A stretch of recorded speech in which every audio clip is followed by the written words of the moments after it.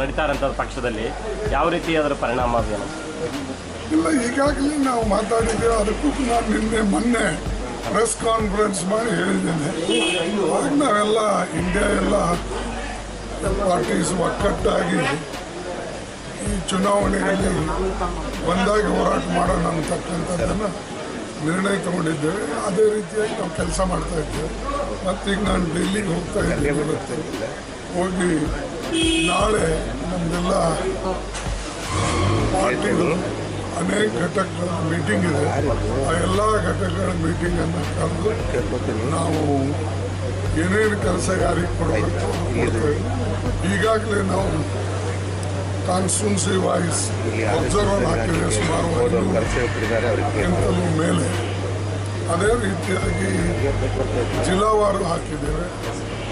ಹೀಗೆ ಇಲ್ಲಿಯೂ ಕೂಡ ಕರ್ನಾಟಕದಲ್ಲಿ ನಾಳೆ ಮೀಟಿಂಗ್ ಇದೆ. ಅವರು ಕೂಡ ಮೀಟಿಂಗ್ ಮಾಡಿ ಇಲ್ಲಿ ಕ್ಯಾಂಡಿಡೇಟ್ಗಳನ್ನು ಯಾವ ರೀತಿಯಾಗಿ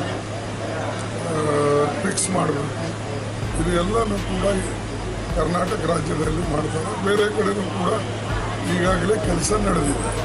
ಬರಲ್ಲ ಸರ್ ಈಗ ಇಂಟರ್ನ್ಯಾಷನಲ್ ವಿಚಾರಕ್ಕೆ ಬಂದರೆ ಒಂದೊಂದು ನಮ್ಮ ಅಕ್ಕಪಕ್ಕದಲ್ಲಿರೋಂಥ ಒಂದೊಂದು ರಾಷ್ಟ್ರಗಳ ಜೊತೆಗೂ ನಾವು ಸ್ನೇಹನ ಕಳ್ಕೊತಾ ಇದ್ದೀವಿ ಸರ್. ಈಗ ಮಾಲ್ಡೀವ್ಸ್ ಮೋದಿಯವರು ಹೋಗಿ ಬಂದ ನಂತರ ಮಾಲ್ಡೀವ್ಸ್ ಕೂಡ ನಮ್ಮ ಮಿತ್ರ ರಾಷ್ಟ್ರ ಅನ್ನೋಂಥದ್ದು ದೂರ ಆಗ್ತಾ ಇದೆ. ಏನು ಹೇಳಕ್ಕೆ ಬಯಸ್ತೀರಿ ಸರ್ ಈ ಸರ್ಕಾರಕ್ಕೆ? ಏನು ಈಗಾಗಲೇ ನಾನು ರಿಯಾಕ್ಟ್ ಮಾಡಿ ನೀವು ಬಹುಶಃ ಓದಲಿಕ್ಕೆ ಇದರಲ್ಲಿಯೂ ಕೂಡ ಇದೆ. ಈ ಮೋದಿಯವರು ಬಂದ ಮೇಲೆ ಎಲ್ಲನೂ ಕೂಡ ಪರ್ಸ್ನಲ್ ಆಗಿ ಅವರು ತೆಗೆದುಕೊಳ್ತಾ ಇದ್ದಾರೆ. ಇದು ಏನಾಗ್ತವೆ ಅಂದರೆ ಕೆಲವು ವಿಷಯಗಳನ್ನು ನಾವು ಅಂತಾರಾಷ್ಟ್ರೀಯ ಮಟ್ಟದಲ್ಲಿ ಫಸ್ಟು ನಮ್ಮ ನೇಬರ್ಗಳಿಗೆ ನಾವು ಚೆನ್ನಾಗಿಟ್ಕೊಳ್ತೀವಿ. ಅಂಥ ಕೆಟ್ಟ ಪರಿಸ್ಥಿತಿ ಬಂದಾಗ ನಾವು ಹೋರಾಟ ಮಾಡಬೇಕಾಗ್ತದೆ. ಯಾವ ರೀತಿಯಾಗಿ ಇಂದಿರಾ ಗಾಂಧಿ ಪಾಕಿಸ್ತಾನ ವಿರುದ್ಧ ಹೋರಾಟ ಮಾಡಿ ಬಾಂಗ್ಲಾದೇಶನ ಲಿಬರೇಟ್ ಮಾಡಿದ್ರು. ಆ ರೀತಿಯಾಗಿ ಸಮಯಾನುಸಾರವಾಗಿ ನಾವು ನಡ್ಕೊಳ್ಬೇಕು. ಇಲ್ಲಿ ಯಾವಾಗಲೂ ಕೂಡ ಯಾರಿಗಾರ ಅವ್ರು ತಪ್ಕೊಳ್ತಾರೆ, ಯಾರಿಗೆ ಅವ್ರು ಕೆಟ್ಟವ್ರಂತ ಮತ್ತೆ ಅವರೇ ಎಲ್ಲ ಪಾಲಿಸಿಗಳನ್ನು ಹಿಂದಿನ ಪಾಲಿಸಿಗಳಿಗೆ ಟೀಕಣೆ ಟಿಪ್ಪಣಿ ಮಾಡೋದು, ರೈಟ್ ಫ್ರಮ್ ನೆಹರು ಹಿಡ್ಕೊಂಡು ಏನೂನೇ ಮಾಡಿಲ್ಲ ಅವರು ಅಂತ ಹೇಳೋದು ಇದು ಸರಿ ಇಲ್ಲ. ನಾವು ನಮ್ಮ ನೇಬರ್ಗಳಿಗೆ ಚೆನ್ನಾಗಿ ಇಟ್ಕೊಳ್ಳೋದು. ಯಾಕಂದರೆ ನೇಬರ್ಗಳು ಬದಲಾಯಿಸ್ಲಿಕ್ಕಾಗಲ್ಲ. ನಿಮ್ಮ ಮನೆ ಪಕ್ಕದಲ್ಲಿ ಯಾರು ಇರ್ತಾರೋ ಇಲ್ಲ ಅವು ಮನೆ ಬಿಡಬೇಕು, ಅದು ಈಸಿ ಇದೆ. ಆದರೆ ದೇಶಗಳು ಭೌಗೋಳಿಕವಾಗಿ ನಾವು ಒಂದು ಇಂಚಿಂಚು ಜಾಗಕ್ಕೆ ಹೋರಾಟ ಮಾಡ್ತೀವಿ. ಅವ್ರೇನು ಬಿಟ್ಟು ಹೋಗಲ್ಲ, ನಮ್ದು ಕಸ್ಕೊಳ್ಬೇಕಂತಾರೆ.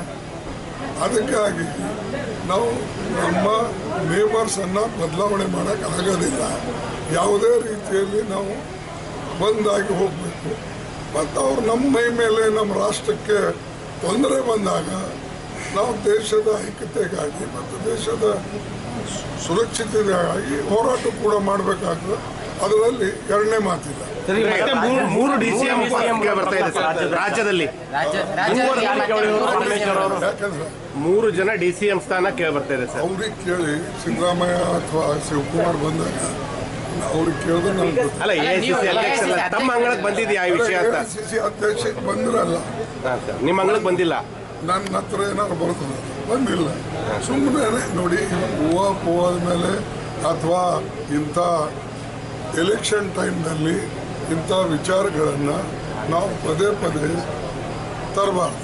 ಈಗ ಸದ್ಯಕ್ಕೆ ನಾವು ಸರ್ಕಾರ ಕಡೆ ನಡೆಸ್ತಕ್ಕಂಥದ್ರ ಕಡೆ ಗಮನ ಕೊಡಬೇಕು, ಜನರ ಸಮಸ್ಯೆ ಕಡೆ ಗಮನ ಕೊಡಬೇಕು.